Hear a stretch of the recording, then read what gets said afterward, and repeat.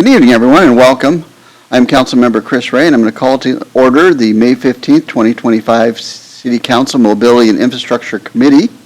With me this evening is Deputy Council President Barbara DeMichelle, and Councilmember Joe has an excused absence. This evening, there will be multiple public comment opportunities. There is a general public comment opportunity at the beginning of the meeting, or you can make comments after the presentation and council question and answer. So I guess we're at the beginning of it now. Oh. I just realized that. Now you do. Now you do. Okay, so public comment opportunity. City Clerk, do we have any members of the public who have indicated a desire either in person or virtually to make comment this evening? No. Okay, then I'm going to skip that portion, but I will come back to it after each of the agenda items, question and answer, in case there is anybody who joins later who would like to make comment. So with that, we have two agenda items today that we will be doing: COM 0118, the utility rate study, cost and service analysis, and COM 0125, capital improvement plan. But before that, we will go into approval of the minutes. Any objections to approving the minutes from March 11th meeting? I do not object to it. All right, the minutes are approved. With that, let us move into our first agenda item, which is COM 0118, the utility rate study, cost of service analysis, and we have Public Works Director Emily Moon this evening. Emily, welcome. Great, thank you. Happy to be here. Talk utility rate study again. I'm going to get our presentation up here. There we go. Oops. Fantastic. Well, we're back. Talk utility rate study. This is the second time that we have been before council at some level to talk about the utility rate study. Last time, we talked more about the overall big picture, and we were focused more at the fund level. Tonight, we're going to be focused more at the customer class level. So we're dropping a level, we're getting a little bit more detailed, a little bit more specific, which is exactly why we are before the committee, so that you can do a deep dive.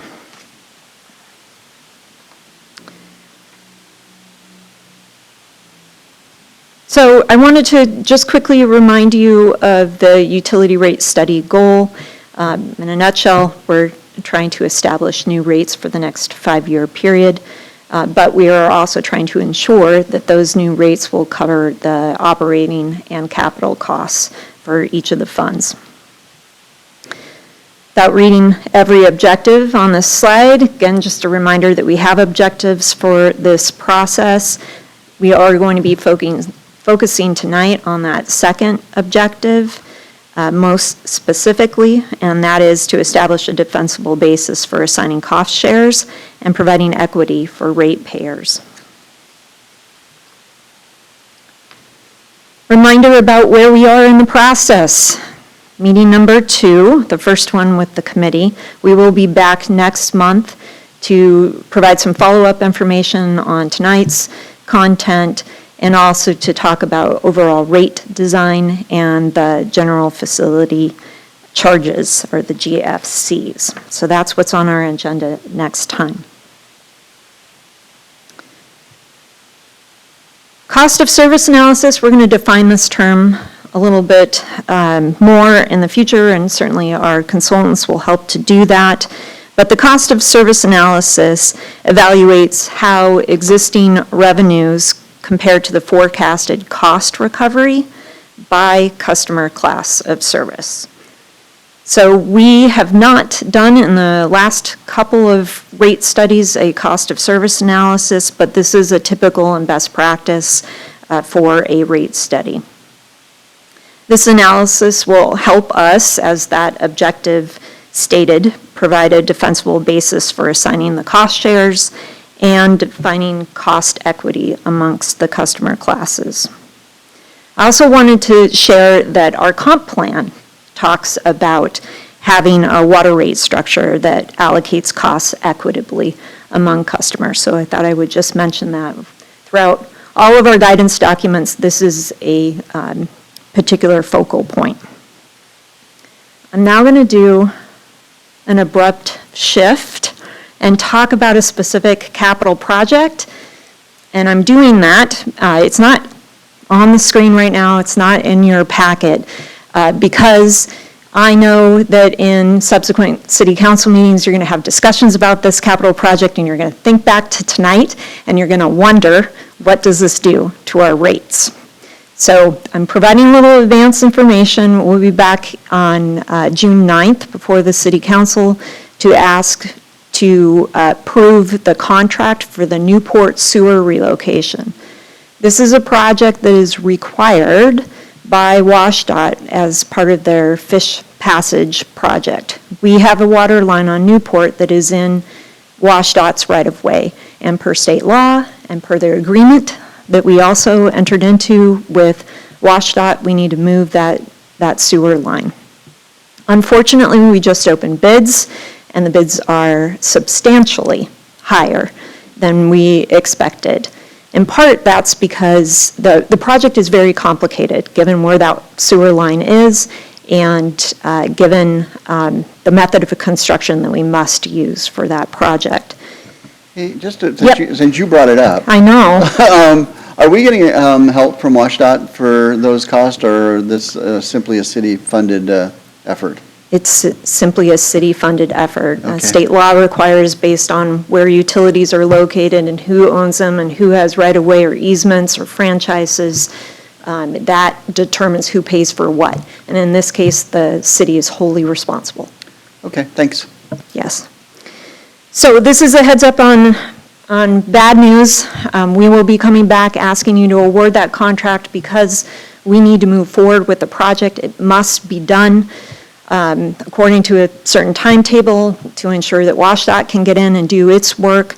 Also, we have to award the contract within a certain number of days after we receive the bids.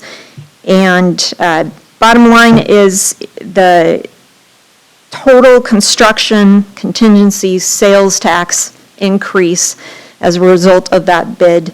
It's going up $2.9 million, and that's on top of the $3.7 million that is in the existing capital improvement plan. It hurts. And that's all then will be rolled into the rate study, and you're just giving us a preemptive heads up. Here's the connection to tonight where I shift back to being on topic.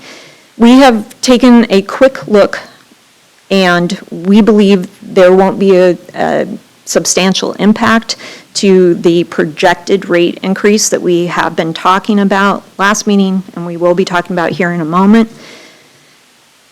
We believe that we have enough cash fund balance to ensure that we can pursue the project. If we need to borrow money, the impact of that will not necessarily be in this next 5-year rate period, and we would have the ability to think about how to structure that, to try to smooth it and minimize future rate increases. We also can adjust future capital projects to create a little bit of that capacity, and with all of that said and done, we don't expect that to have a substantial impact on future rates either. So when you hear the bad news on June 9th, know that we expect limited impact to this projected rate increase. Okay, now back to the program. At this point, I would like to turn it over to our consultant, Sergey Tarasov, and he is going to lead the rest of the presentation. We're going to do a little switcheroo here, and I'm going to stop sharing so he can share. All right, I'm sharing my screen again. Can everybody hear me and see my screen? You sound great, and we can see you fine. Sounds fantastic. Well, thank you, council members, for giving us opportunity to meet with you again this evening to continue our discussion regarding the utility rate study, with today's emphasis and focus on that second step of the overall rate study process, cost of service. As Emily mentioned, my name is Sergey Tarasov, and I also have Paul Quinn joining you virtually, just in case we have any specific questions. He'll be available to answer anything that's detail-oriented from a numerical perspective. Now, before we dive into the updated presentation, just wanted to provide you with a brief overview. We're going to do a quick refresher of the rate study process just to remind ourselves what goes into these type of studies. We're going to go over the background, talk about what the city has done in the past from prior rate study and updates, and then discuss a quick follow-up from our prior meeting, which was in March. We will do a quick refresher, what we talked about, the scenarios we discussed, and the direction we received from the council committee at that time, as well as bringing you back the requested additional scenario.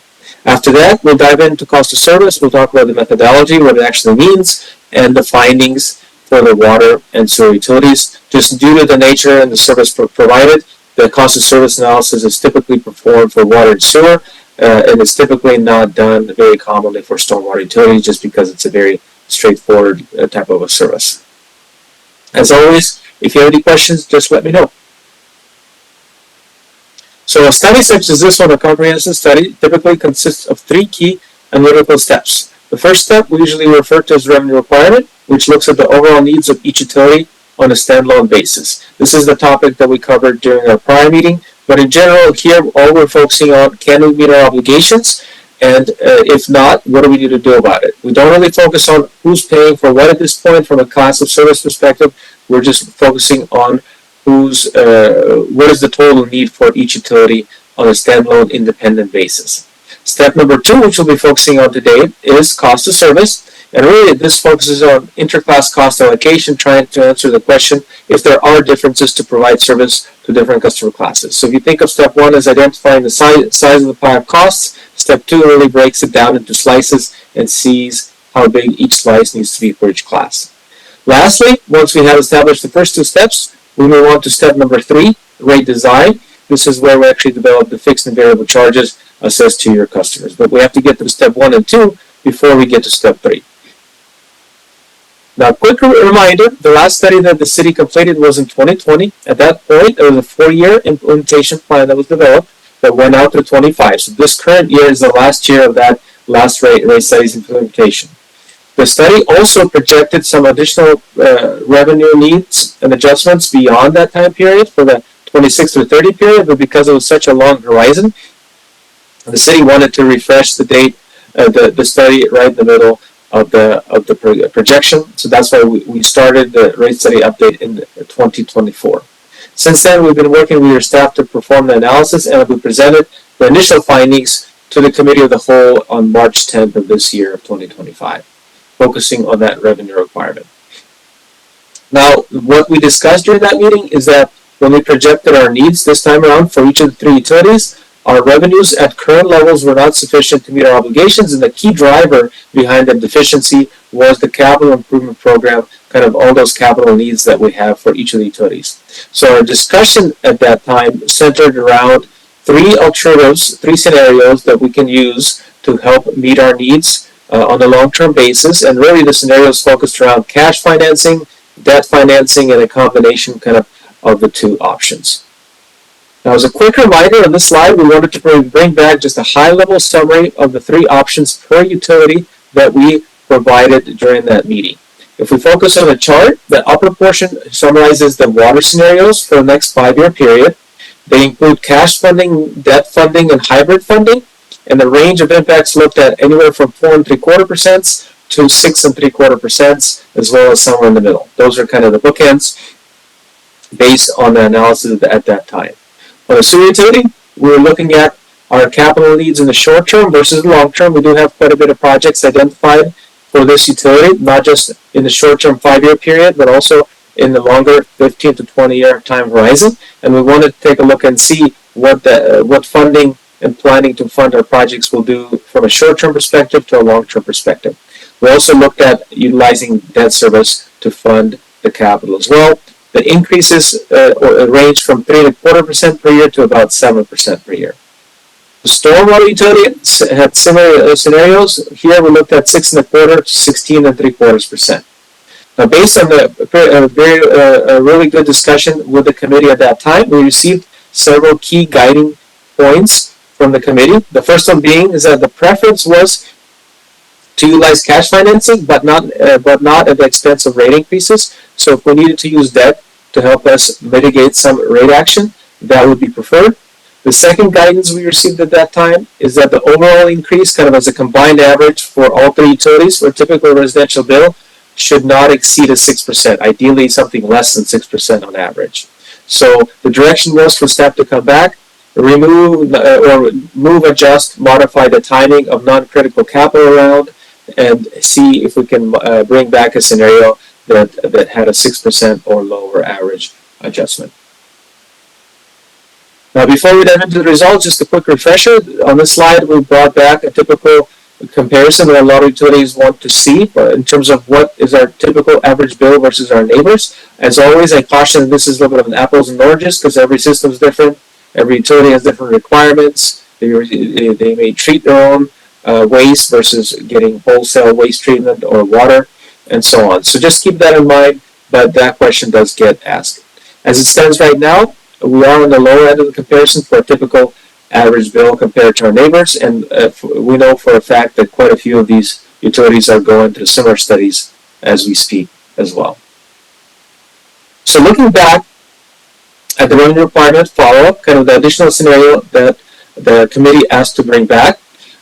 Since that meeting, we've been working with staff to look at what can we change. We have incorporated the latest financial information. As more year-end information came into light, we updated all our balances, revenues, expenses as much as we could, just to make sure we're as recent and up-to-date as much as possible. Staff adjusted the timing of non-critical projects as well. What that allowed us to do is avoid debt service in the near term. So all the scenarios that you're looking at on the screen right now do not assume any new debt in the next 5-year period. Now, looking beyond 5 years, which you definitely will be revisiting based on current practice, again, you will revisit rates before the next incremental 5-year step, most likely, will potentially need some additional debt. But in the short term, the first 5 years, we're able to push out any debt obligations with the changes. So again, that's a positive result there. The second follow-up is that we're able to keep the combined bill below the 6%, and actually if we're looking at the combined bill for a typical residential home, it'll be around 4.9, and that's made up of a 4.75% increase for water, a 4% for the sewer, and a 6.25% increase for the stormwater. Now, one item to note with these comparisons is that we are only providing you the impacts for the city share of expenses. If you may remember, the sewer utility receives King County treatment charges, so your customers are passed through those charges. We're not including the King County portion, which the city has no control over. This is only showing you the bill of the portion of the charge that you do have control over. So the combined impact before talking about cost of service is landing at about 4.9%. So I'll pause here for a second. I know this is kind of one of the follow-up requests that was made at the last meeting, so I just want to make sure that we've captured everything that the committee was asking for. Okay. Just a couple of questions, and they're really, I think this is great. I mean, 4.9 where I do math is less than 6, so yay. But I'm curious about how we got to doing this without debt. And did we defer some things that we thought we would be doing and paying for? Are we drawing down cash? Our ending fund balance, kind of what was the underlying funding mechanism that made this possible? So a majority of the changes came from a movement or modifications of capital, pushing them out several years, giving us a little bit of a longer runway, which allowed us to stretch out the projects and push them out over time. And I mean, you were going to get up, and I think that's probably okay. And that makes sense from a public works and maintaining the system perspective. We're not taking on any additional risk associated with the deferred maintenance or deferred projects. That's correct. So luckily, we've been working on the CIP at the exact same moment. And so it did enable us to kind of look at how urgent are some projects, what's our staff workload, what can we actually get done, what does that time frame look like? And as we evaluated those variables, it allowed us to smooth this a little bit more, which is what we said we were going to do in between the meetings. Also, I'll mention, we had a great discussion about stormwater at the other council committee, and we had suggested to the committee of the whole that we would be doing a lot of work modifying stormwater capital assumptions if council's direction to us was focus on the critical projects. And so this reflects that change in the CIP, particularly on stormwater. Great, thank you for that. All right, I think we're good? We're good? All right. All right, well, now we'll move on and talk about that new the next topic, the new topic for today, the cost of service analysis, again, focusing on the water and sewer utilities, not the stormwater. So the basic premise of cost of service is really to answer the question if there are cost differences to provide service to different customer classes. There are industry accepted methods and methodologies used to develop the cost allocation between different classes. Well, there are these industry practices. We do use city-specific information for usage, demand information, for sizing facilities and planning criteria. So it's a uniquely developed analysis for the city's water and sewer systems. Now, the outcomes of the analysis not only provide us with the equity question regarding the cost causation and allocation process, but also help us establish cost-based unit cost, which can then be used to inform the rate design, that last step of the overall analysis. Now, since we're discussing classes of service, we wanted to briefly provide you the summary of the classes that we're evaluating. On the water system, we have a little bit more detailed list as for right now.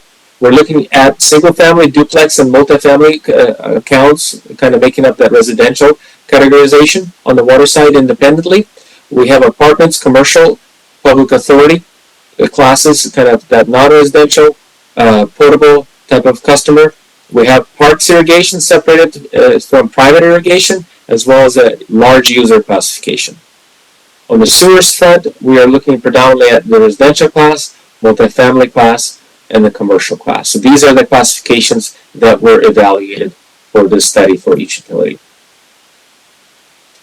When we perform the analysis, we go through a kind of a condensed down three-step process. First, to perform the technical analysis, we really have to group the revenue requirement, each line item expense, into specific cost categories. We like to refer to them as functions or classifications of service, and we'll get into a little bit more details what each one of these are on the next two slides, but you can kind of see in the table, we're grouping them into customer costs, meters and services, base, peak, and fire-related costs for water, and then customer flow and strength for sewer. Again, I'll go over each one of these individually on the next two slides.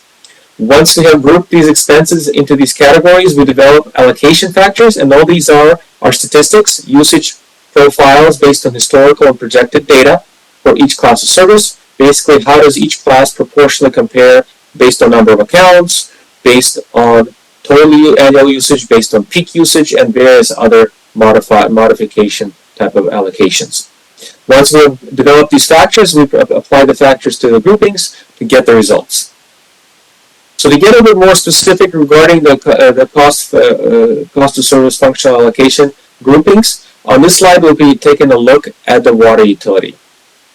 Here you'll see a pie chart representing the results of the classification process that shows us the makeup of our expenses. Here we can see that about 33% of our costs are associated with base costs, and base costs, all that means is costs that would be needed to operate an average system. If you think about a system, it would look a lot different if we were planning to design our system for average usage versus peak usage.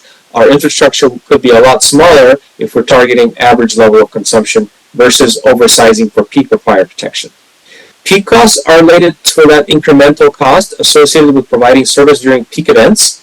When we do have a hot summer, a lot of our customers are using a lot more water at the same time, and we're having to have bigger pipes to get that pressure, get the water to them, bigger storage tanks, bigger pump stations. Now, we don't utilize all that infrastructure to its maximum ability year-round. We only utilize them during those peak events. So that infrastructure gets oversized, and we pay a lot more money to oversize it for it to be used 1 month out of the year or 2 months out of the year, as an example. So customers that require us to push our infrastructure and make it larger and bigger and invest more into it should be paying for it proportionally. That represents about 36% of our total costs. Fire suppression costs, an important item to remember is that this is more than just fire hydrants. It's, again, upsizing our capacity, our systems, our tanks, our pipes, our pump stations to provide enough pressure to put out a fire for a specific duration of time.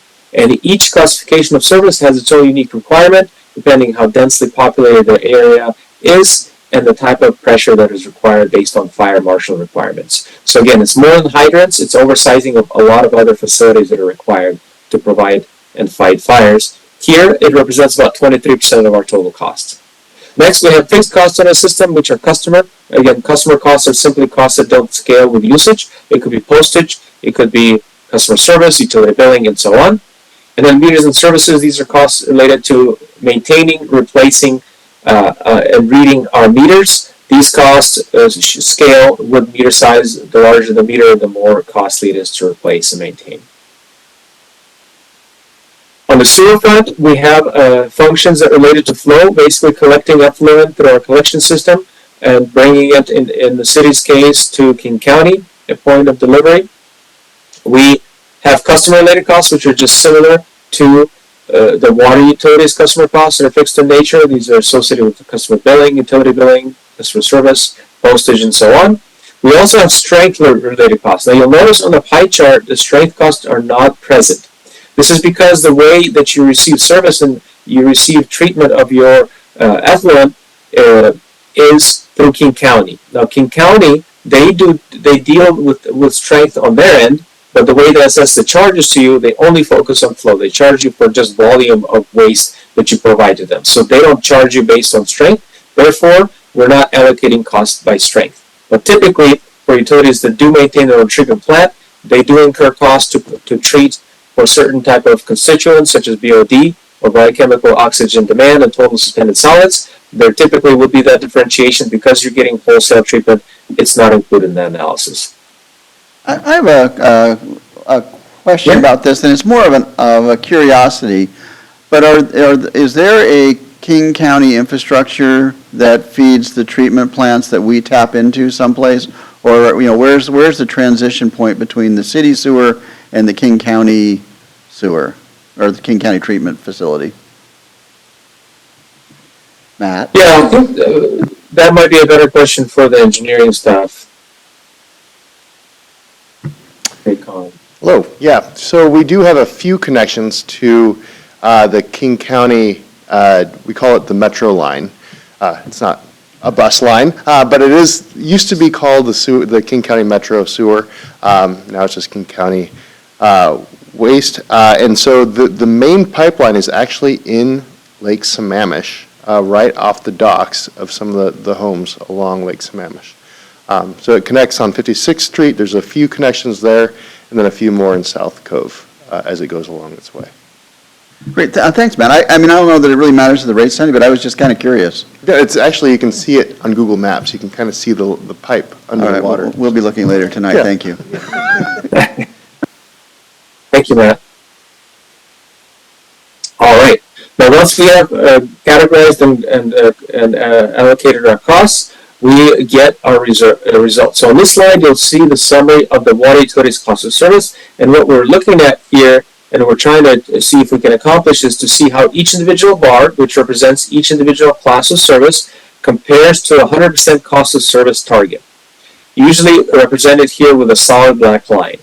Now, when we're setting rates, because budgets change year to year disproportionately, some line items go up, some go down, because usage patterns change depending on the economy, weather, and so on, you're going to have variations in results from year to year just simply because of those external factors. And when we're setting these type of rates, we want to look at an average year, so we do expect fluctuations. So what we usually like to say is when you're setting rates, you want to look at a 5 to 10% range of reasonableness kind of band. So in this case, it would be negative 10% to positive 10%, or 90 to 110% of cost of service. If our classes are within that band, we're doing pretty well. We might need to be monitoring depending where in that band they are, but we're doing pretty well. If there are classes outside of that band of reasonableness, we will be seeing that maybe they're underpaying or overpaying. Now, looking at the results, we have quite a few classes here. We have about 9 classes of service, and we're seeing that that outside of the irrigation class of service, pretty much every single class is within that band of reasonableness, which is pretty challenging to do sometimes to achieve. So your rates are doing really well for a majority of classes of service. Now, we do notice single family is a little bit on the low end.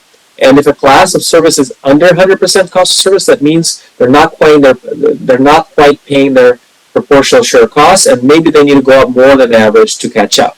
If a class is above 100%, it may imply that the class is paying more than their allocated share of costs and may need to come down or go up less than average. So here we're seeing that single family is within that 10% band, but they're right on the outskirts, so we need to be monitoring that and maybe doing a gradual adjustment, trying to get them a little tighter, maybe within 5% instead of 10%. Looking at other classes, the two that jump out at us are the parks irrigation, which are under the cost of service, which indicates they're not quite paying their allocated share costs, and the private irrigation class, which may indicate that they're paying more than their allocated share of costs.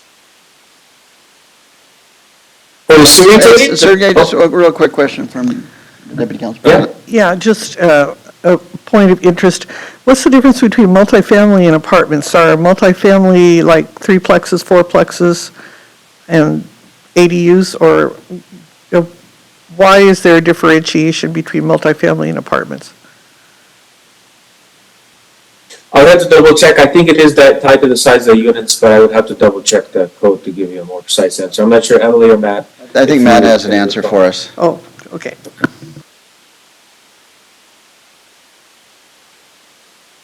That is a good question. I think it is the number of units, and it's also mixed use, so like commercial on top and apartment or commercial on the bottom, residential on top. So there's different ways to calculate it.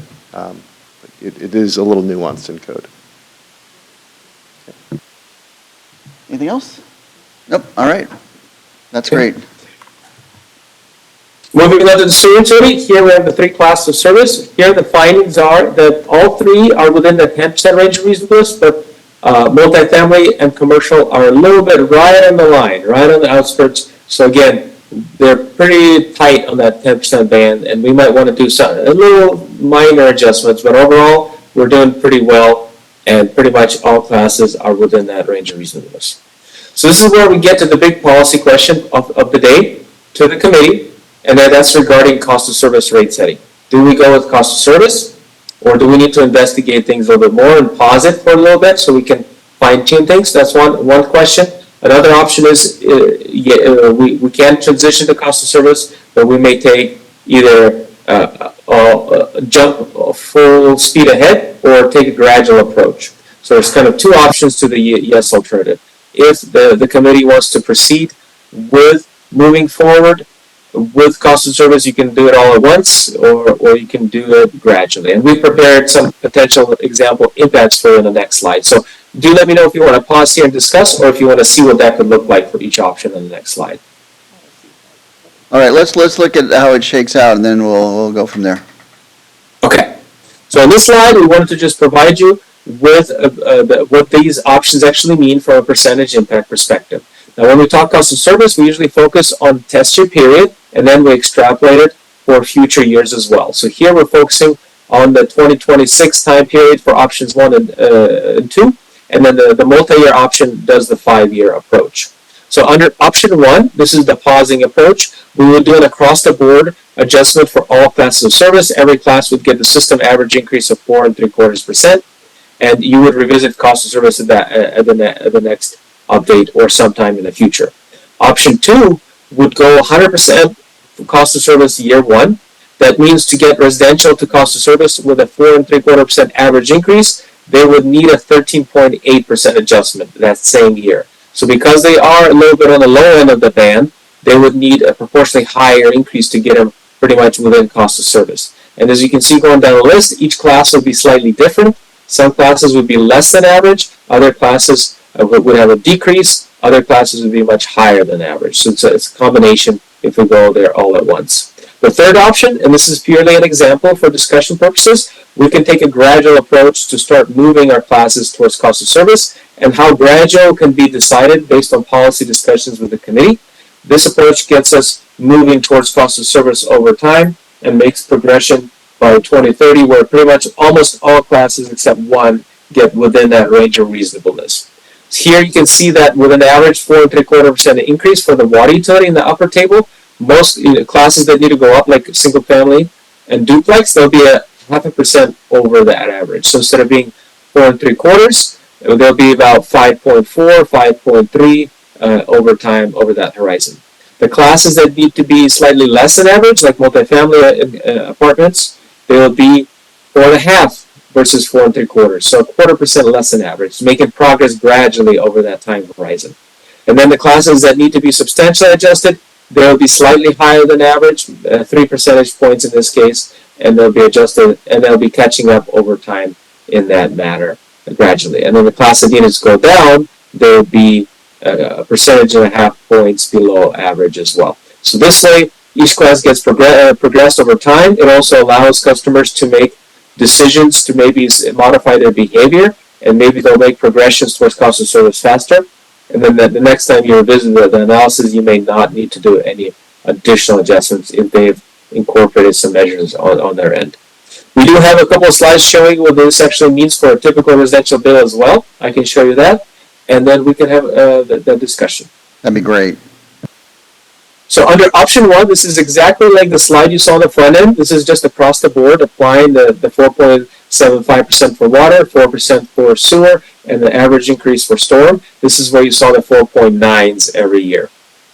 Option 2, going to cost of service 100% for board. The first year would require a little bit of a larger increase above average or the requested maximum of 6%, which would result in an 8.4% increase driven by water. Water would go up 13.8, sewer would go down 2.6, but on average, water, the local share of sewer is smaller than water bill, therefore the increase would be higher than the 6%. After that, the first year, it would be adjusted under 5.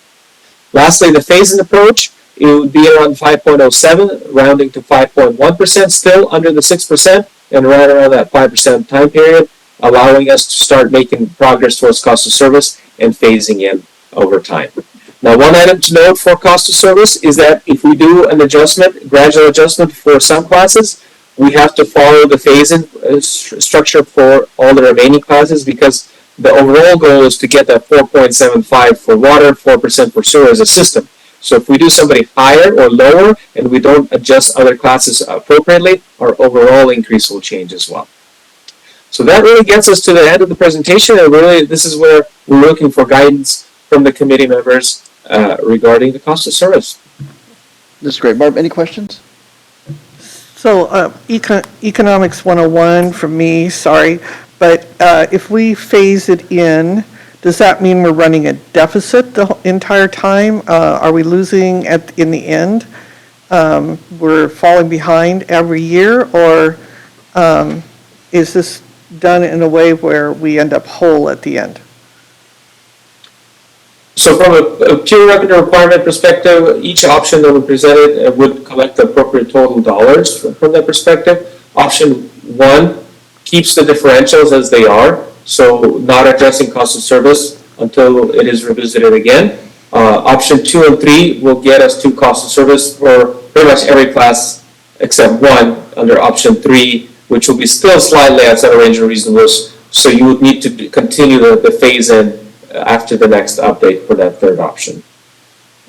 Okay, thank you. But all options will collect the appropriate dollar amounts. Okay, thanks. So if I've got this right, option 1 really is don't worry about cost of service option. That's the, we're just going to go with the some are over and some are under.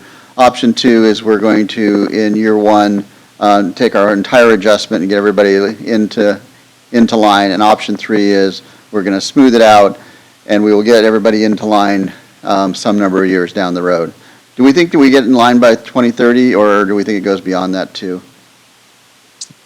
So the option 3 gets us within 10% for all classes except one of the classes that was quite a bit off. So everybody else, out of 9 classes, 8 will be within 10%. So pretty much right on where we want them to be. one class will need another several years to get there. I'm going to guess that's Parks Irrigation.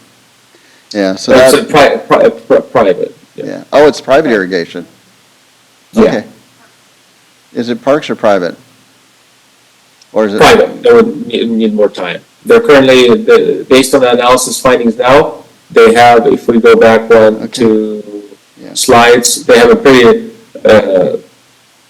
big overpay adjustment that they would need, so just require a bit more Okay, so, time. so my, I guess last question is, Parks Irrigation makes me, think about, well, makes me think two things. One, it makes me think, okay, we're subsidizing parks because they're underpaying for water, but what's the impact on parks if we start to, actually fairly significantly increase their water bill? Any insights on that? I would love to speak to that. I think your assessment is right on. That would be the concern. We have already begun having some conversations with park staff just to make them aware, so this wasn't new news to them some weeks from now. We also want to continue to have some discussions between this meeting and next. That's why we're seeking some feedback from you. Are you interested in continuing to look at applying cost of service methodology, or is it of no interest to you? If you're interested in it, which of these options kind of looks a little bit more attractive, the all at once or a phased in kind of approach? That's the basic feedback that we're trying to get tonight.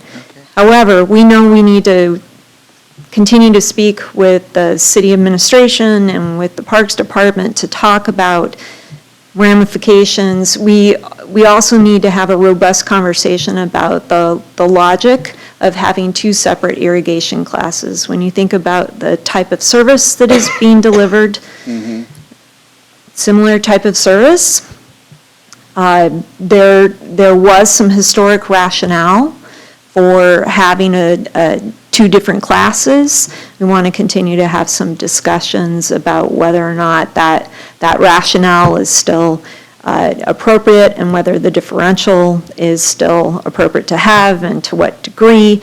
And basically it comes down to two factors.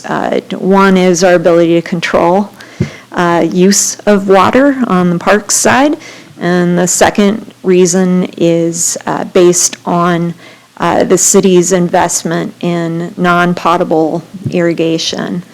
So a different type of supply of water, perhaps different cost equation. So is there a different rate structure then for the parks irrigation versus private irrigation? Yes, they are charged different rates. I guess that's what it shows here, isn't it? Correct. Yeah, okay, great. All right. Barb, any other questions from you? I think that's questions I've got. So, City Clerk, do we have anybody online who might want to make public comment at this time? No. Okay. Then we will move into deliberations, and I think these are some really interesting questions that we have before us today.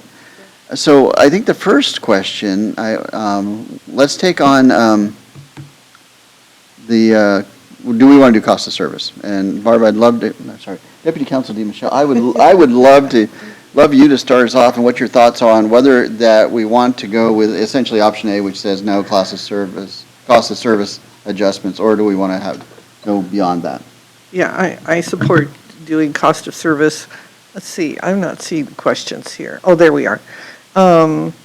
Yeah, I would support us going with cost of service. And we heard through our community survey that people are really, really concerned about the affordability in Issaquah. And we had a major recycling adjustment just last year. And people are probably also experiencing shocks from what's going on in the economy in other arenas. So I think my concern,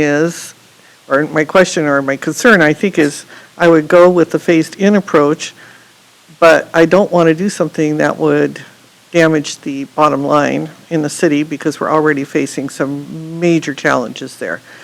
So what we could do to smooth that out for ratepayers would be my preference, unless it has a very damaging effect on the overall budget. So that's it. That's it? Okay. All right, well, I mean, is that it? Yeah, as far as yes. Yeah, I agree with you, and I think, if I'm reading this table correctly, we won't have private irrigation completely aligned by 2030, but we will have the same amount of money even if we didn't do cost of service adjustments in each of these years, right? Every year gets a net 4.75 rate increase for water and a 4% for sewer. So I think from a, money perspective, we generate the same money.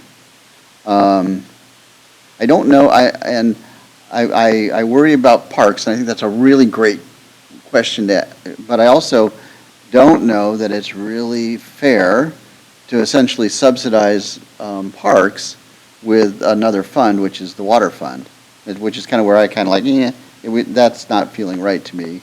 And so doing the adjustments. So I think, quite honestly, I think the cost of service, alignment adjustment is the right approach for both sewer and water.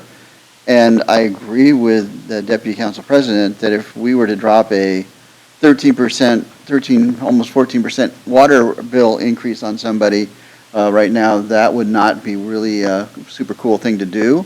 Matter of fact, one of the things I read in the community survey was, gee, water is really expensive, and so there's already a sensitivity to that. But I don't know that 5.4% is still, but it goes down a little bit on the sewer. So, maybe it's a 5% net increase. Oh, you've given me the numbers. I don't even have to guess at that anymore. For option 3 here. Yeah, so it's a 5% increase is not completely outrageous. So, if I, my bias, my preferred direction is like, let's get this aligned, recognizing we won't be in 100% of alignment in 2030 in this rate study, but we will be closer. And let's phase it in over those years to soften the impact on all the organizations, including our lovely Parks Department. That's my thinking. All right, so I think maybe there's only the two of us, but I think we are in raging agreement that this is the way to go. So, Great. Director Moon, do you have what you guys need to move forward? We sure do. We sure do. Thank you for the feedback. We're going to continue to, as we did last time, keep working with the numbers, apply your feedback, have that conversation that we need to have with city administration and parks, and continue to work through that particular variable, since I did hear there is some concern there. I'm going to advance just for a second, make sure that I hit the very last thing that I wanted to do is just remind you what's coming next. So we will be back in June to talk about the rate design and the general facility charges, and we'll also follow up on tonight's discussion and make a recommendation for what we'd like to carry forward to the full city council ultimately. That's great. Well, thank you for all of the work. This is, oddly enough, this is just one of my favorite topics we get to deal with. So, all right. Thank you. Thank you all. And we will then move on to our next item on the agenda, which is column 0125, the capital improvement plan. And we have Andrea Schneider, the Deputy City Administrator, with us this evening to present this agenda item. Welcome, Andrea. Thank you, Councilmember Ray. I'm Andrea Snyder, and with me I have quite a few other folks to help present on the capital improvement plan,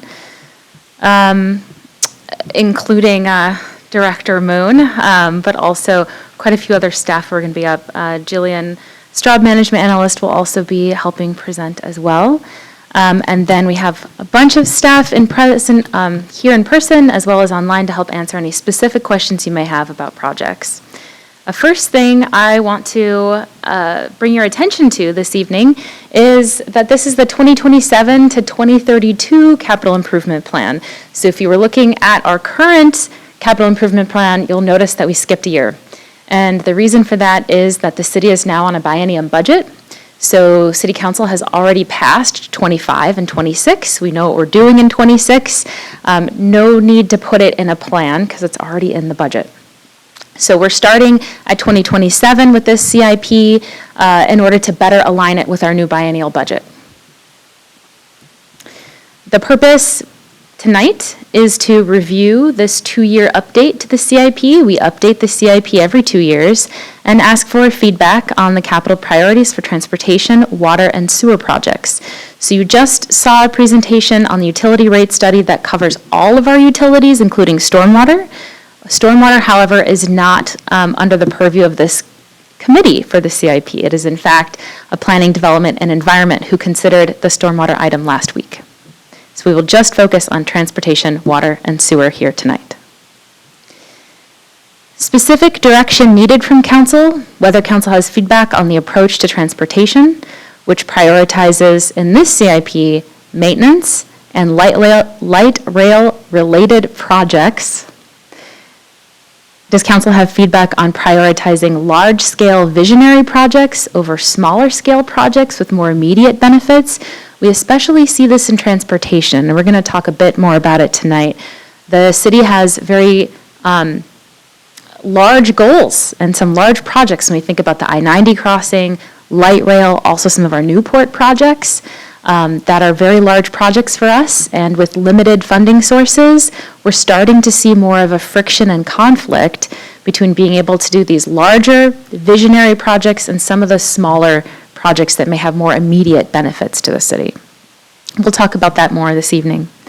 And then does Council have feedback on proposed water and sewer projects? We just went through the rate study. The CIP, of course, incorporates what you have seen in the rate study.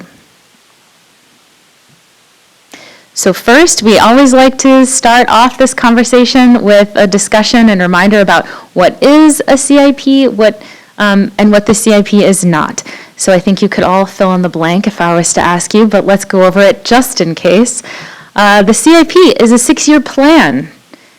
It is just a planning document. And so it's our best guesses at the future. It's updated every other year, as I said. It is also an element of the city's comprehensive plan. It includes our annual transportation improvement program. So tonight, one component of what you're looking at is our TIP. By state law, we are required to update our TIP on an annual basis. The CIP also includes how projects may be funded. What's our best guess to fund all of these projects? And because it's a plan, it is subject to change.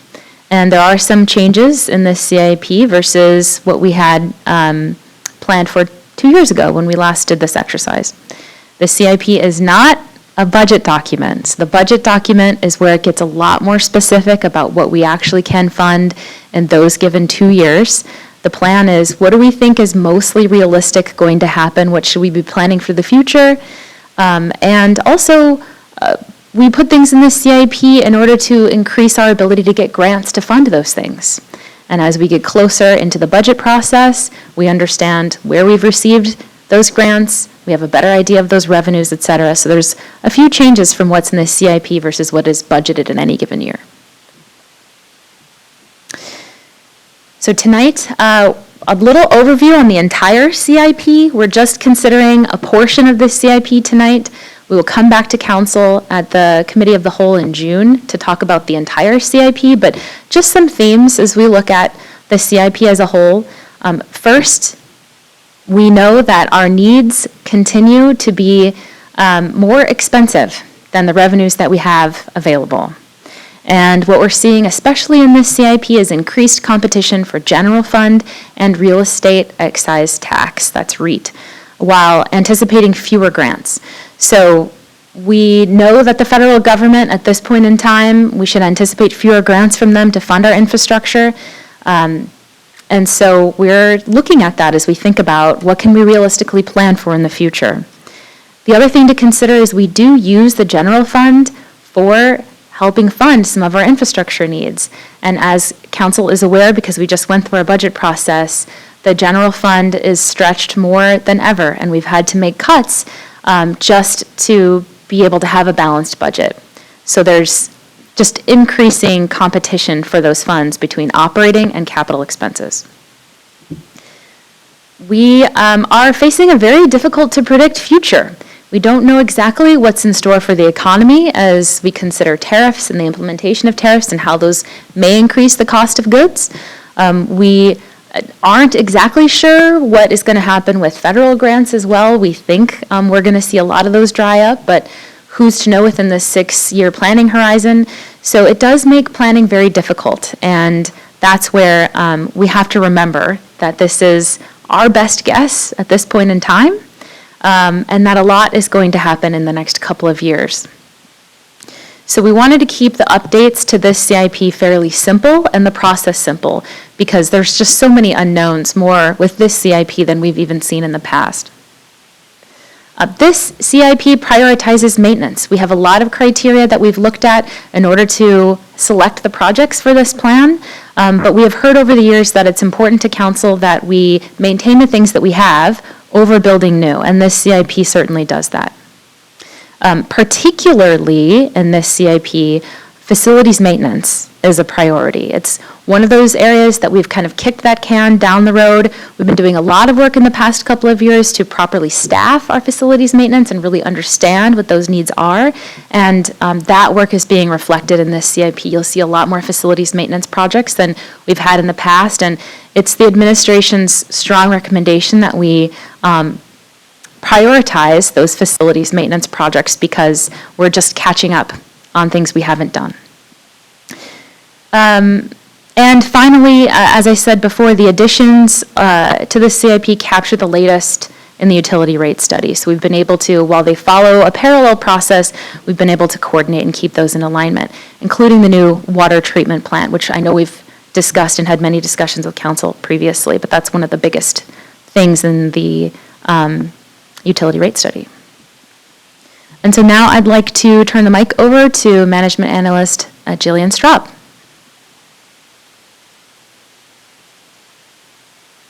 All right, so like Andrea mentioned, the CIP is a little bit different than previous CIPs in that projects, particularly in the first 2 years, 2027 and 2028, are not balanced always between revenues and expenditures. And in particular, there are a few revenue sources that are overtapped, meaning that if we wanted to fund everything that we had planned to fund through this CIP through those revenue sources, we'd have to reprioritize those projects in order to be able to do that when 2027 comes around. And we'll talk a little bit more about what exactly those revenue sources are in a few slides here. However, we still wanted this to be a somewhat useful and realistic plan, so we sought to get as close as we could to balanced in 2027 and 2028. And in order to do this, departments phased a lot of projects, reduced the scope of projects, or pushed them entirely to 29 through 32, when we'll have a little bit more time to do more accurate forecasting and understand the landscape that we're facing. We also sought to move projects to more stable funding sources as it was possible. And as we thought about what projects should be prioritized for funding, we once again prioritized maintenance projects when we were looking at those lists. So this table breaks down all the different revenue sources included in the CIP and their subsequent capital projects asked. So this does include some of the overtapped funding sources. We'll talk more about general fund and REIT in a moment, as well as TBD sales tax and school zone safety fund. But while we're here, I want to call out that the mitigation funds throughout the course of the CIP mostly run down to zero in fund balance. So as future CIPs are considered, those funds might not be available for projects, but those are also difficult to forecast. As Andrea mentioned, and as you've heard tonight, the water, sewer, and stormwater funds are following their separate process, and those processes sync up with the CIP process. I'd also like to call out the City Hall IPD funding source. You're seeing some pretty big numbers there, and that's essentially an unidentified funding source, as it's also subject to the parallel process with the Mayor's Task Force on Civic Facilities. And their recommendations around the scope of that project will certainly inform costs and will allow for a more detailed discussion of the financing of those projects. So that's also subject to a little bit of an external process. But we wanted to call out that we know that we have these needs, and so that's why they're included in the CIP, and that's how you'll see them denoted in terms of revenue. So with that, I want to first talk about the School Zone Safety Fund, a bright spot before turning to REIT, General Fund, and some of the other items. So in November of 2024, the City Council approved an additional location for traffic cameras near our schools, and that's had an impact on the projects that we can fund through our CIP. So you'll see in the tables above, and I apologize that there aren't years here, but it starts in 2027 and runs through 2032. You'll see that if we had only the existing or the previously only location for these traffic cameras, the level of capital project support was about $1 million a year, and that fund was essentially underwater with the beginning of the CIP. With the additional camera location and the anticipated revenues, this also takes into account the additional costs of enforcement. We're able to have a higher level of capital project support. You're seeing around $2 million a year. You're also seeing a much healthier fund balance for the School Zone Safety Fund as a result of that additional location. So while there are projects like the annual concrete maintenance program that was already going to be funded by School Zone Safety, you'll also see the list of 4 projects there on the screen that have moved some portion of their costs to School Zone Safety. This is important because some of these projects were funded by otherwise overtapped revenue sources, so this makes them more stable as we plan for 27 and beyond. Hey, Jillian, can I ask you a question about Yeah. the traffic camera on the new one by IBE? I thought there were some delays potentially in implementing that. Is that reflected here in this revenue stream? Yeah, it does reflect that the first time when we might see citations would begin in September. Deputy Council President? Yes. And also, we were looking at a third camera, and I know that, we put that off because it needed further assessment, I believe. But, so I'm presuming that could be added, but you haven't reflected it here because we're waiting to see. It's not reflected in this analysis here for a couple of reasons, including the fact that it hasn't been decided and because there are restrictions on how we can use that revenue that these camera locations aren't subject to. Thank you. So- That's a good reminder. I forgot that. Yeah. So thanks. Yeah. All right, so moving to real estate excise tax in the general fund. So you'll see here that around $5.3 million and $4.8 million has been requested from REIT across the entire CIP for 27 and 28. And that level of capital project support cannot be funded by REIT. You'll see it's underwater throughout the course of the CIP. So as we move closer to those years, there's going to have to be some prioritization of the projects that use REIT funding. General fund is a little bit different. As Andrea mentioned, there's the push and pull between operating and capital. Historically, the general fund has contributed around $900,000 in capital project support. So we compared the 27 through 32 asks to that historical level of support and still found that we had higher level of asks than our historical level of support. So again, that'll have to be addressed likely through the operating budget process as we consider the push and pull between operating and capital.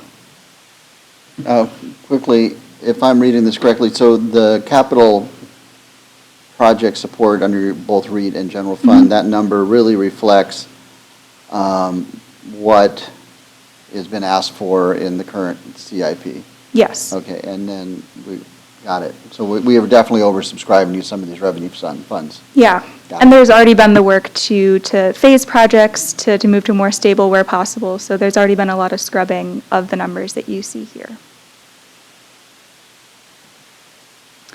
Okay, as you look through some of the summary tables, or as you see in this presentation, it looks like TBD sales tax, or the Transportation Benefit District sales tax, has a relatively healthy and growing fund balance throughout the course of the CIP.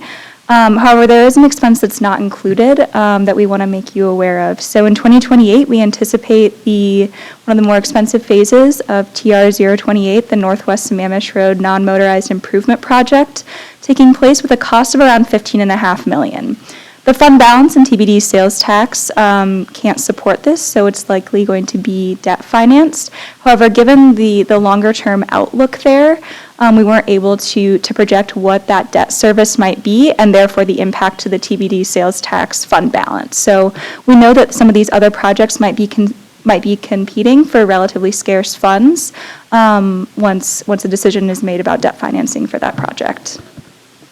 So I know there are restrictions on TBD revenue where we can spend it, but debt service on a transportation-related project falls within the realm of what we can spend money on. I'm getting a thumbs up from the Deputy City Administrator. Great, thank you. Thanks.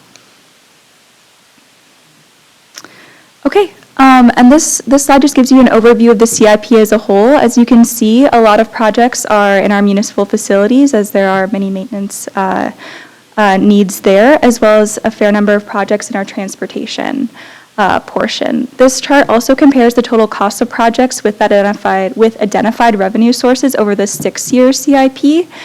You're seeing a pretty large number in that municipal facilities category, and that's largely due to the City Hall IPD funding source not being identified yet.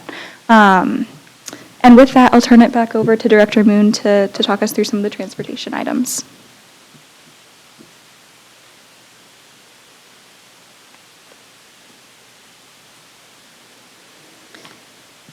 Okay, I am not prepared to talk about individual projects, but I brought friends who can. If you want to have some additional description or information about particular projects, I'm just going to reemphasize our focus has been on maintenance projects, take care of what we have. We certainly do have a variety of new projects in that they're not necessarily routine maintenance, but they might be enhancement of a particular corridor, adding a different element, multimodal element, and those projects are also prioritized if they've had grant funding, if they're through a certain phase gate, et cetera. So in addition to maintenance, another theme is that we are looking forward to the day when light rail will be here, and we do have some projects related to preparing for that. Also, a very big discussion as we thought about this CIP and the need to prioritize projects. There's a question here inherent in the plan of how to make sure that we're taking care of our routine maintenance activities, but we're also planning for the future. How do we make sure that we are utilizing our resources effectively, kind of keeping both of those things in balance to a degree? So we do have longer-term visionary projects. Those not only are longer term, but they often are bigger expenses, and we need to be really thoughtful about whether or not that's where we want to put some of our precious transportation dollars and efforts, and perhaps be able to do less of the smaller maintenance types of projects or smaller scope, less expensive projects that might have some more immediate benefits on our transportation system. So those are some of the key issues that CIP aims to have us wrestle with a bit.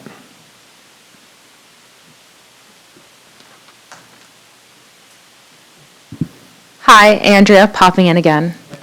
As Director Moon was saying, one of these questions that we have for you tonight is this large-scale visionary projects versus targeted projects and maintenance. So this slide shows some examples of this, where we have our I-90 multimodal crossing, huge visionary long-term project, very big impacts should it be successful. Also, this is probably the most uncertain project we have in our CIP for how it's going to be funding, whether we have all of our partners like WashDOT and the Federal Highway Administration, whether we have them on board with us. And we don't know We're doing a lot of work, a lot of visioning, a lot of study to try to make this project happen, but there are no guarantees for the city that it's going to happen. And so one of the conflicts in this CIP is we're putting some funding, street mitigation, which, as Jillian said earlier, it's one of those funding sources, our mitigation funds, we're kind of zeroing out as much as possible. That means we're putting funding into this project that isn't going into other projects. And so that's some of the conflicts that we're really starting to see as there becomes more and more competition for funding sources. So light rail is another long-term, visionary, high-impact project, and but we know we have Sound Transit as a partner. Sound Transit has a funding source for this with the passing of ST3. So we're still prioritizing projects that support the light rail. I think that one of the questions that we're going to have to be facing, if council has feedback on it tonight, or when we do the next biennium budget, is the I-90 multimodal crossing still a priority over some of these other smaller projects that may show more immediate benefits? Other examples of this include the Newport projects. The city has been working on these projects for a long time. We know that they're needed for stormwater purposes, for traffic, for better pedestrian and bicycle facilities, but they are very expensive. And it has been something we have had a really hard time finding out how we're going to fund these projects. You'll see the funding sources that we anticipate are REIT, that real estate excise tax, grants, street mitigation, again, water and storm would support these projects as well because we need to update that to infrastructure. But all of these sources of revenue are being highly competed for. So we see REIT highlighted several times here in red versus some of the maintenance projects, some of the smaller projects that are also priorities for the city. So if council has feedback on this tonight, then we certainly want to hear it. Otherwise, it is something that we're going to have to grapple with in the next biennial budget process. Great. Deputy Council President? So question? just a clarification when we're looking at this table, are these projects that staff has selected and said, these are the ones we want you to work with, or are these just examples that, you're bringing forward as examples of the conflicts that we could have? These are examples of the conflict we have. So yes, and there's probably a few that we could throw under visionary and targeted projects that support light rail. One of the themes that we're posing for you tonight is our priority on light rail and supporting light rail. Is that the right focus? Do you have feedback on that? And then also with this conflict between these projects versus maintenance or some of these other projects that rely on the same funding sources, if you have feedback on that. One of the things the administration has done with this CIP is we've actually pushed back the Newport Way Maple to Sunset improvements. So we've delayed that a bit in the CIP in order just to try to be able to identify funding sources and spread out the financial impacts of those projects. So do you want feedback on this right now, or do you want to wait till the whole presentation? Well, to follow our typical format, and just in case anybody from the public wants to comment before we receive feedback, perhaps we should wait till the end? Okay. I think we should. Okay, great. Okay, great. So wanted to highlight this. Any other questions on this slide? If not, I'm going to turn it back over to Director Moon. I think we're good. Great, thank you. Water and sewer, it's utility time. So as we spoke about in the previous agenda item, we have been working concurrently on the utility rate plan, and we are making sure that we're in alignment as we forecast the projects that are going to be feeding into the rates. We are looking at the same projects for the capital improvement plan. We have made some adjustments to the projects based on a few different factors. It could be grant availability, what have we received, when are we getting it? It could also be assessment of our ability to carry out projects based on staff ability. And then we've also looked at projects over time and been able to go through maybe a different evaluation phase, assessment phase, and have acquired some new information. Sometimes that enabled us to say, oh, this isn't as high a priority as we thought it might be. And in other cases, we came to learn we should start doing that project sooner than we expected to have to do. So as we had talked about with the utility rate study, the projected rate increase for water is about 5% a year, sewer about 4%, caveat slightly being maybe that Newport sewer relocation project. And we have also made the assumption that the water rate projection includes $8.1 million shown in the 6-year CIP for property acquisition and design phases for the water treatment plant. And we've spread the design expenses over several years, encompassing this 6-year CIP. Another theme that you will see here, another highlighted project, is the sewer extension. And this CIP includes the next phase of the sewer extension project. This is a recurring project. Our sewer system plan lays out some policy objectives. It also lays out how we're going to prioritize extending sewer in the community. And so this CIP shows the second phase of our intentions to build that out. We will be coming back to council, I'm so excited to say this, on May 19th for the adoption of the sewer plan. So in this CIP, the second phase of that sewer extension would be in the vicinity of Tibbetts Creek and SR 900. The current biennium, the project we are working on right now, is for the Upper Sycamore sewer extension.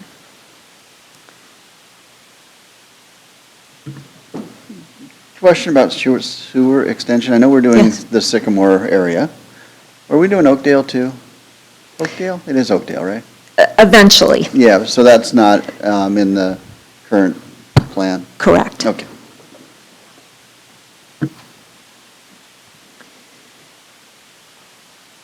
Okay, turning attention specifically to water projects, again, highlighting the first phases of the water treatment plant project is in this proposed CIP. The other things that I would highlight for you as themes on the water CIP is that we are making room in the plan and earlier in the plan for reservoir rehab projects. Again, those were things that we came to learn we needed to get moving on more quickly based on recent evaluations. Also, another theme is seismic resiliency and studies. Reminder that we need to have the water treatment plant online by 2037, so that means we have to start now. We need to begin the planning efforts this year. Land acquisition follows that for about a 2-year period. Preliminary engineering and design for another 3-4-ish. Permitting and design, a year of that activity, and then about 3 years potentially for construction, another year for plant conditioning and hiring, and then we operate. So a lot of phases that take a lot of time, and that is why we are projecting we need to start now. Just a quick note on these other projects, I won't go into detail on them, but you can see we have projects that are related to restoration work, seismic rebuilding of infrastructure, equipment replacement, some redundancy projects, and a study of all of our water facilities, and some repainting and additional restoration work. Deputy Council President? And just clarification, the water main replacement program is replacing really old water main pipes, right? I mean, we've got some that are well over 50 and 60 and 70 years old, right? Yeah, that's one of our annual replacement programs, the Yes. water main replacement program. So we do fund phases of that on an annual basis. Yeah. So basically to prevent a major collapse of those systems, right? Correct, Yeah. correct. So this slide really just shows you those new projects. We have a variety of other projects that have existed on the most recent past prior CIP and also our annual programs, Right. annual projects. So Yeah. we will be continuing with that. Thanks.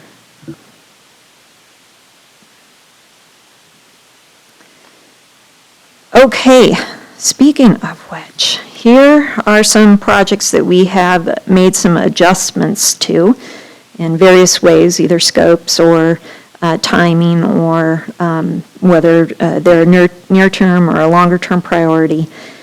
Water main replacement program, we added phases. We have new years in the CIP. We need to add new phases of water main replacement.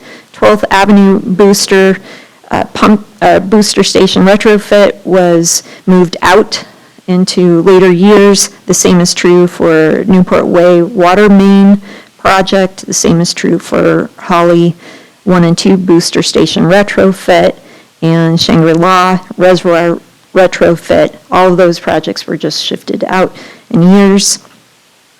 And the meter transmitter unit project, we broke that into smaller amounts each year, so we have more rollout phases. We think that's more achievable for staff than the way that we had shown it in the previous CIP. And then the Montreux chlorine analyzer, we updated the cost estimate for the installation on that project following our most recent evaluation and scoping.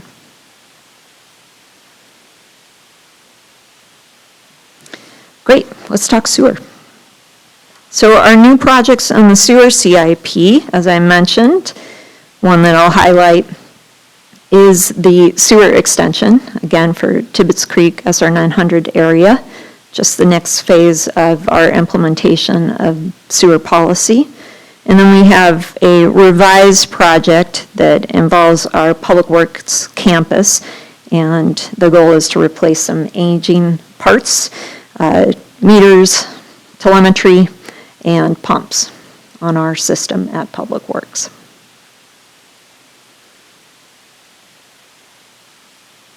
And if there aren't any questions about those projects, great. Timing and next steps. So like I said, we had Planning, Development, and Environment Committee last week. And tonight is May 14th with you. Safety Services and Parks next week on May 20th. And then we'll bring all of these discussions together from each of the council committees at the Committee of the Whole on June 16th. And looking for potential adoption June 23rd. So per state law, we are supposed to have our transportation improvement plan adopted by July 1st, and this schedule keeps us in alignment with that. Once again, direction needed on whether council has feedback on the approach to transportation, which prioritizes maintenance and light rail related projects. Boy, that's tough to say. Whether council has feedback on prioritizing large-scale visionary projects over smaller-scale projects with more immediate benefits, and if council has feedback on the proposed water and sewer projects. Awesome. Thank you. Deputy Council DeMichelle, any questions from you?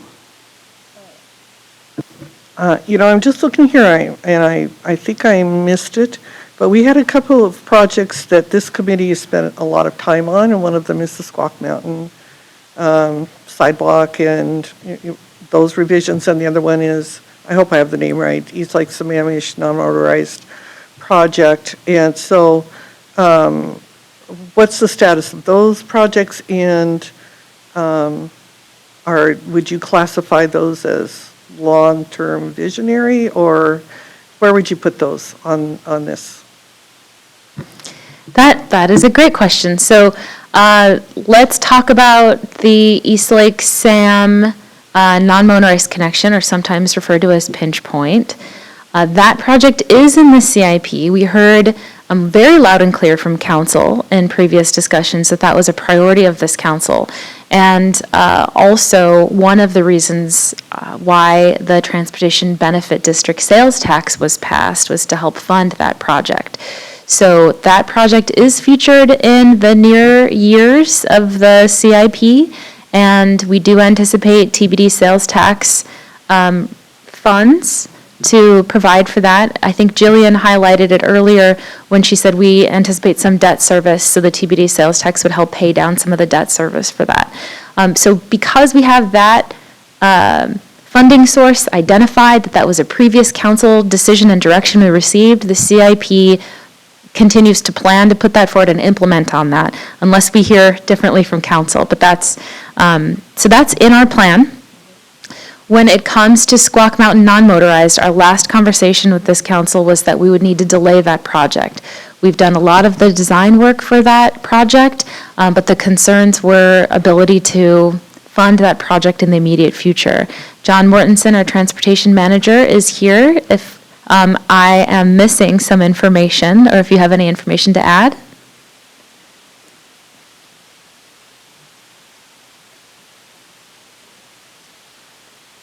Good evening, council members. So for the Squaw Mountain non-motorized improvement project, the proposed CIP shows phase 1 being in design in 2028 with right-of-way in 2029 and construction of phase 1 in 2030. This assumed the preferred alternative, not the lower cost preferred alternative, and phase 1 would go from Sunset to the entrance to Upper Hillside Cemetery. And then it does not currently show any of the future phases to that project. Those are in the future year. Any other questions? No, I don't have any questions. I have comments, but city clerk, do we have anybody online who might want to make public comment? Anybody on the city staff want to make public comment? No. Okay, all right, we're gonna move on, and let's take these questions because I think there's some really interesting ones here, and I think we're gonna have some good discussion. First one is approach to transportation, prioritizing maintenance and light rail related projects. You want to do them one at a time, or you want to do them all? We do them one at a time? Let's do one at a time. So when I was reading the packet, it was like, oh, no. These are two things that both, I've advocated for, and I strongly believe in maintenance, and I really love the light rail related projects, and think that we should be putting, our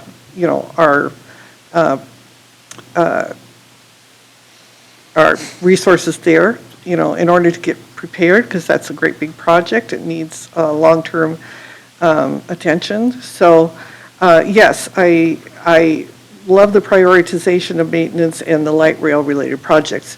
Now, I had some questions about the specific, that's the reason I asked that question about the slide. Some of the maintenance projects that were listed I'm very familiar with, but I'm not familiar with that 91st and 90th, which I think is up by the Cougar Mountain Zoo. And so that was my question is why was that one chosen? Is that in a critical state of disrepair, or it is? Okay. I had a feeling that there was a reason why it got on the list. And I read the description of the project, so it sounds like it really, really needs attention. So those, I'm presuming those 4 projects that are there, ADA, I would imagine is a mandated, we have to do it. And the Scour Bridge project is a safety project. All of those are there because they really meet all of the criteria for safety and making sure that our roads are really safe to drive on, right? So, if I may clarify on my earlier comments, when you asked about this slide and are these all the projects, I was really focusing on the visionary and targeted projects here. The maintenance projects that you see here are examples of maintenance work. And so ADA improvements, pavement management, those are things we commonly see. There's other things that that we're doing in transportation as well. We just wanted to call some of these out as really good examples of things that are funded by REIT, and where we see those conflicts for dollars. Right. So I guess my question there is, the light rail or the over-under project, where do we see the timing on that in relation to 2044 when we're expecting that light rail station to open? What's the urgency on the overpass or underpass project? And when would we ideally like to see that in place in order to get ready for the light rail station? Great question. What we are trying to do, and I think the vision has been to look at the light rail station with that I-90 crossing. Can they be co-located? Okay. Or is it that they will be complementary to each other? And I think those are questions that we still have to answer. And a big part of that is, how do we fund both of those priorities at once? And I think we're concerned about our ability to do that, but that certainly has been the vision, that if we are to do another crossing, that it complements the light rail station. Right. And so we have been doing visioning work for both the light rail station area as well as looking at where that crossing could be. We've talked about both of those things at council, really thinking about these projects in conjunction with each other, such that the I-90 crossing would occur at the same time as that light rail study, that they would both open up around the same time, or the light rail station, rather, that they would both open up in the same time. So that's what has been the vision. It's just that the funding sources for the I-90 crossing are much harder to identify.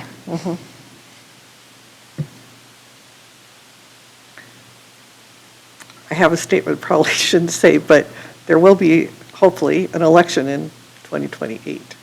And we will have possibly a different attitude toward grant funding from the Federal Highway Administration. So I'm just thinking about, how do we phase this? I mean, it might be more hopeful in a few years. And I will say the CIP that the administration is proposing shows investments in that overcrossing or the crossing of I-90 in the first 2 years of the CIP to try to make sure that we are making progress on that crossing so that it can still be coordinated with the light rail station. I think the question is, if you have feedback on that right now, we'd love to take it. Otherwise, it is a question that we can kind of kick down the road until the next budget process next year. So we kind of addressed that when we were talking about the budget last time, and I was very strong, and we've got to get studies going and making sure that we are really positioning ourselves to, so I don't want to give up that, getting the correct positioning and being ready for whatever opportunities might come along, either at the state level or the federal level. But if there is a way that we could phase that in and still be doing some of these absolutely needed safety projects, maintenance projects, I think that's the approach that I would want to take. It's sort of, it's not a black and white, I'll take this over this. It's more, how do we phase things so that we can accomplish our goals here and still be doing the maintenance that we absolutely have to do. So does that make sense? I wish I could give you a do this or do that, but I'm really thinking we have to kind of see how we can navigate. And again, everything is so unclear about where do we go and where do we find the funding. It's just a map that isn't there yet.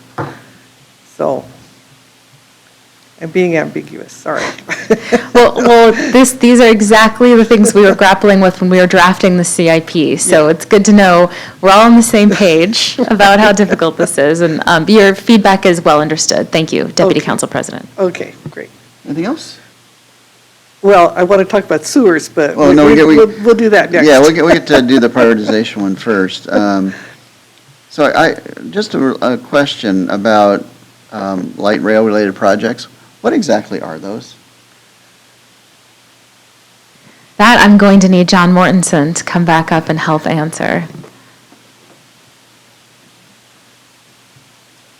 The two main projects that we're proposing to prepare for light rail are improvements on Northwest Gilman Boulevard and the I-90 crossing.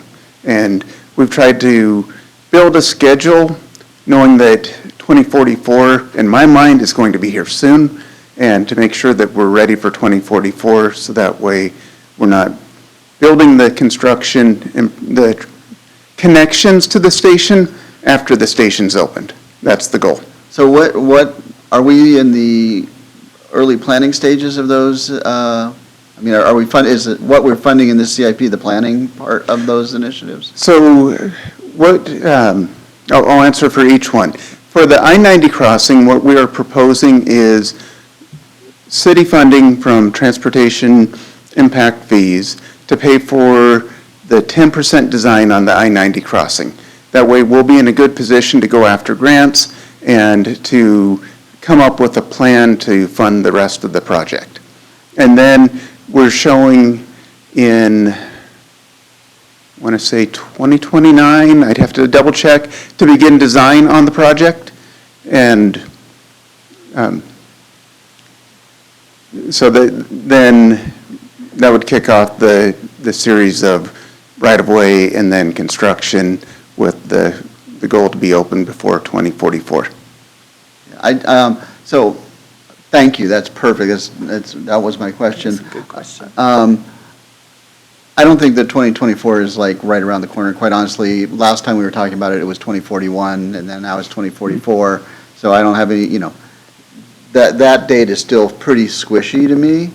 And we have so many high priority needs, and so if the question is, should I prioritize light rail over what? And what would I do if I wasn't doing the light rail projects? I mean, I got maintenance, right? So it's prioritize maintenance and light rail, or what else, what can I put in my basket instead? Well, I think what we're going to see, while this is a plan, this is the first CIP that we've done, at least in our memory, where the first 2 years are not balanced of anticipated revenues and expenses. And so what that means is perhaps some of these maintenance projects that rely on REIT, some of these other projects that rely on street mitigation, we're going to have to cut back on in the budget process because we know that those first 2 years are not balanced in the plan. And we also know things may change with those revenue pictures, right? So I think, whether you have that feedback now, whether it's a discussion for council during the budget process, we're going to have to figure out how to put forth a balanced budget, and it will likely, if we're going to be funding the I-90 crossing and some of these other things, especially that are relying on REIT, then we may have to look at some of those maintenance projects and reduce the scope. Yeah, so it's not something I'm really happy to do, but I think, given limited resources and in the short term, and maybe that's 2 years, maybe that's 3 years, I think there's still time to get ahead of, and I think John's points are spot on, we want to be prepared, but I still think there's time to get ahead of that, and we've got if we are in a situation where we have other pressing needs, like, I don't know, let's say intelligent traffic signaling, which I will always want to see on the list, other pressing needs and maintenance, and we're balancing whether or not I'm going to do my 10% design for sound transit in these first 2 years or first 3 years. My feeling is we've got time for that, and we don't have time for maintenance. You want to? Okay, so that's kind of my take on that one. Is yeah, super important, but if push comes to shove, that's where I would shove. I would shove that out because I think we got time to get there with that one. Or anything else for you? Yeah, I hear what you're saying, and I think that, I guess my response to that would be, maybe we need to, as a council, need to know a little bit more about what is critical. What are critical points that have to be met in order for us to be ready?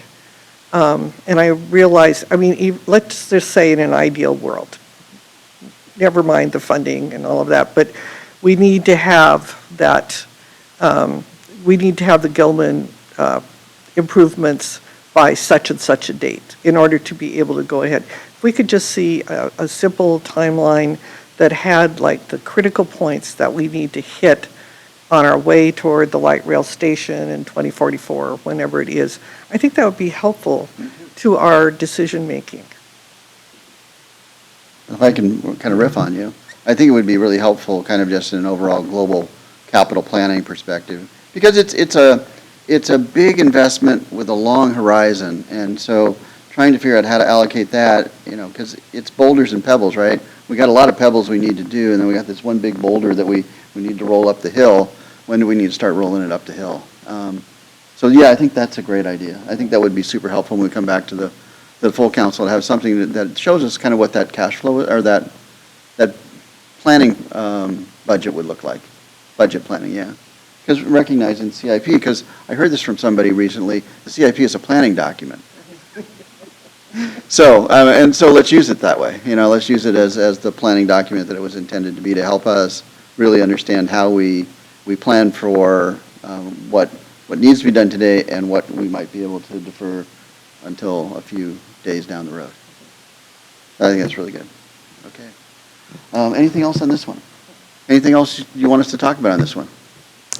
No, thank you. That was great feedback. Great. Appreciate it. All right, let's talk about then prioritizing large-scale visionary projects over smaller-scale projects with more immediate benefits. You want to go first, or you want me to go first? Well, You go first. I'll You're go so much first. better. So the highlighted projects, the water treatment plant and the sewer extension program are just two that we obviously know are absolutely essential. And coming from, my very first meeting of the Board of Health was on septic systems and sewer systems, and realizing that there is a crisis, and I'm sure Emily Moon is well aware that there is we're hurtling toward environmental disaster if we don't do something. And Issaquah was highlighted in that discussion as one of the leaders. So that sewer extension program, I think, is just absolutely something we've just got to do, and really, really important. And also the water treatment plant, and Emily just said we have to have it online by such and such a date. So I think we don't have a choice there. So that would be my input. Go ahead. Did you jump to the last one? I did. Okay. Because we skipped over the middle one. So let us take the last one first, or before, then we'll do the middle one. The Okay. middle one is about large-scale visionary projects, not Right. water. Oh, I agree. Yeah, I think what we've got planned for, I agree. I think what we have planned for the water system we just talked about earlier today is absolutely essential, and we have done a great job. Kudos to Public Works for, I don't want to use the word kicking the can down the road, but deferring the implementation of the water treatment plant as long as possible has been really a great benefit to the people of Issaquah and the ratepayers. So yeah, I think those are, I agree with you. That's a fine set of water and sewer initiatives. I have absolutely nothing to give you there. All right, now let's take the middle one.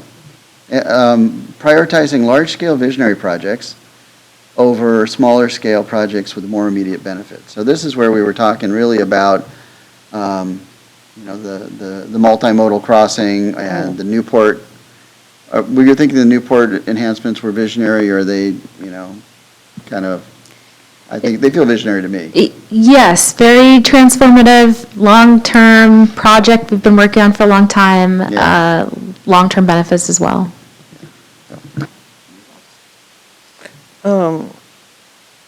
Why don't you go ahead? All right. I sometimes, no, I don't sometimes, every year that we do the CIP, every other year that I've been on the council, and we do the CIP, and we look at these two Newport projects, and I look at the $100,000, $100 million price tag, and I go, wow, that is a lot. And they persist, but I have a hard time believing in the current climate that we are going to be able to find the funds to make those things happen. And so, I mean, I know we've invested a lot in buying right away and doing early design and all that, but it seems to me that those, if somehow the money were to fall out of the sky and we could make those happen, I think that is great. But if we're talking about not doing other projects, either maintenance or, you know, the transportation benefit, sales tax funded projects that we've identified, those to me seem like a lot higher immediate value to the people here than the kind of aspirational ones, particularly Newport. I'm going to take the I-90 crossing out because it is just, you know, it's tied to so many other things, and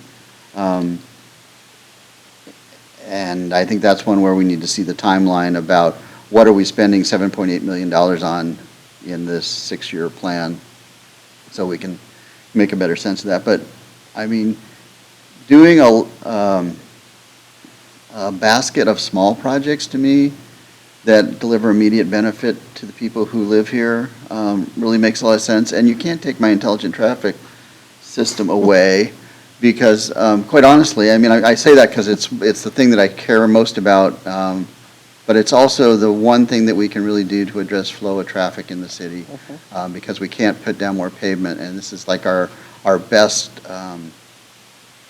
project for improving flow of traffic through the city. So if that's, you know, kind of a high level, I would rather do things that were small and incremental and delivered value now than to spend money on things that are aspirational and big and would deliver value, you know, 5 or 6 years from now.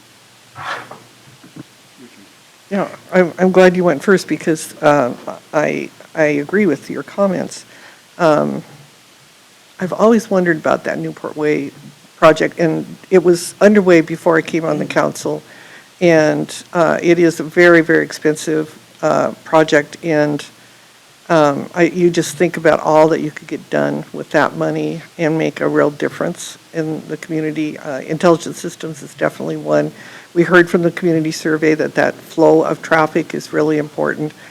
And some of our other projects could be funded there. So I agree. However, with the caveat that I'd like to know what the folks on Newport Way think about that. And I've talked to some folks out there and this was a while ago. They were worried about the tree removal, and they were worried about all kinds of impacts to their neighborhood feel and those kinds of things. So I'd sure like to know if we took it off the CIP, if that would be a big disappointment to that neighborhood. So a little bit more work needs to be done there. But I tend to agree with Councilmember Ray that some of these larger projects, when you think of what we can accomplish with smaller projects that help the flow of traffic or, again, increase the safety of our roads and those kinds of things, I think that's where we should focus. Right. And then the other thing, you know, we're talking about CIP dollars, but Director Moon actually mentioned this earlier, and I think it's actually super important, which is what is the capacity of staff to deliver on these projects too? So that's the other thing I guess I would factor into the, you know, kind of the refinement of the CIP is what can we do? And what can we do now and what can we do 2 years from now? So just another kind of variable to consider, because really what we wanted to do is to have a CIP, which is a great planning document that we can, you know, use to kind of guide where we want to go and set our priorities, and also, as Deputy Council President DeMichelle has said, provide that foundation for seeking grants. So that's all I got. Anything else? Okay. Do you have what you need? We do. Thank you so Awesome. much. Well, thank you so much. This is, I knew this was going to be a fun one tonight with the topics, and it was incredibly insightful and interesting. So thank you all, and I think we do have a bit of the order-ish. Any announcements or comments? No, I would like to say that the materials, again, I just appreciate the way that they're presented to us, and that we have very clear exactly what kind of feedback you want and so forth. So really good job, and thank you for the presentation. And yeah, a little bit less formal tonight than we usually are, but I think we had a good discussion. All right, well, with that, we are adjourned at 8:20, and thank you, everyone.